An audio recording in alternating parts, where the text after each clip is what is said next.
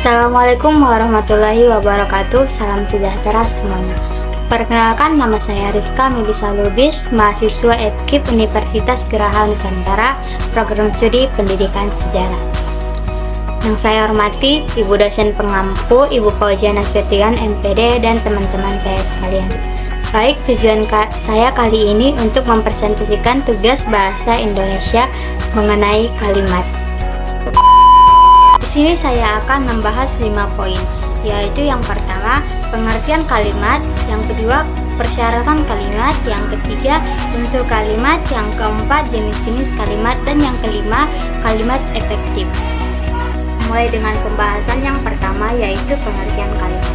Kalimat adalah satuan bahasa tertulis yang lengkap mengungkapkan pikiran atau perasaan secara utuh, baik lisan maupun tulisan, dengan pola intonasi final dan minimal memiliki subjek serta predikat. Kalimat diawali huruf kapital dan diakhiri tanda baca seperti titik, tanya, atau seru. Yang kedua, persyaratan kalimat. Persyaratan kalimat mencakup 4 syarat, yaitu syarat pertama, sesuai EYD. Kalimat harus menggunakan ejaan, tanda baca, struktur bahasa yang benar agar mudah dipahami. Gunakan huruf kapital dan titik dengan tepat. Hindari kesalahan seperti penulisan bagi semua siswa di awal kalimat. Syarat kedua, sistematis. Susunan unsur, subjek, predikat, objek, keterangan harus jelas tanpa bercampur dengan subjek atau objek ganda. Contoh kalimat tidak efektif, bagi peserta diharapkan hadir. Dan contoh kalimat yang efektif, peserta diharapkan hadir tepat waktu. Syarat ketiga, tidak boros kata. Hindari pengulangan sinonim atau jamak berlebih seperti para siswa-siswi atau masuk ke dalam. Contoh yang efektif, ia masuk ruang kelas. Syarat keempat, tidak ambigu. Makna kalimat harus tunggal, tidak multitafsir melalui pemilihan kata dan intonasi yang tepat. Contohnya, hormat kepada Bapak sekolah, hadirin dimohon berdiri. Kalimat ini perlu diperjelas agar tidak menimbulkan tafsir ganda mengenai siapa yang diminta berdiri. Yang ketiga, unsur kalimat. Unsur kalimat adalah bagian-bagian penyusun kalimat yang membentuk makna lengkap, terutama subjek dan predikat, untuk menyampaikan pikiran secara jelas. Unsur ini mencakup subjek, predikat, objek pelengkap, dan keterangan dengan urutan SPOK yang sistematis. Contoh dalam unsur lengkap, anak itu bermain bola. Di sini anak itu sebagai subjek, bermain sebagai predikat, bola sebagai objek. 4. Jenis-jenis kalimat. Yang pertama, berdasarkan pola SP. 1. Tunggal. 1 pola SP, misalnya saya makan nasi goreng. Yang kedua, majemuk. 2 pola atau lebih, misalnya saya belajar karena ujian besok.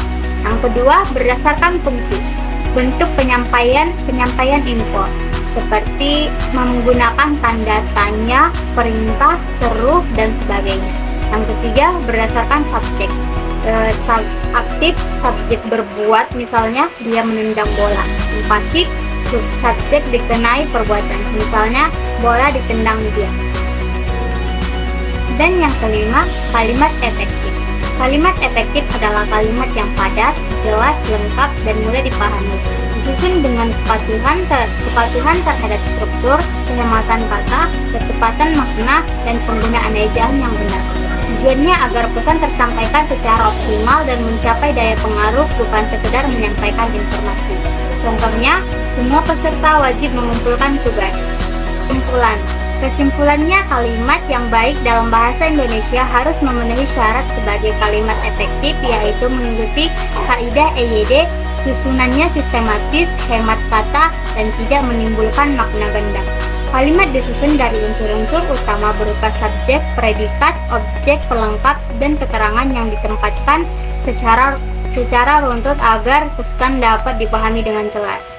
Jenis kalimat dapat berupa kalimat tunggal atau majemuk, serta diklasifikasikan menurut fungsi seperti kenyataan, pernyataan, dan perintah, sehingga penulis dapat memilih bentuk yang paling tepat sesuai tujuan komunikasinya.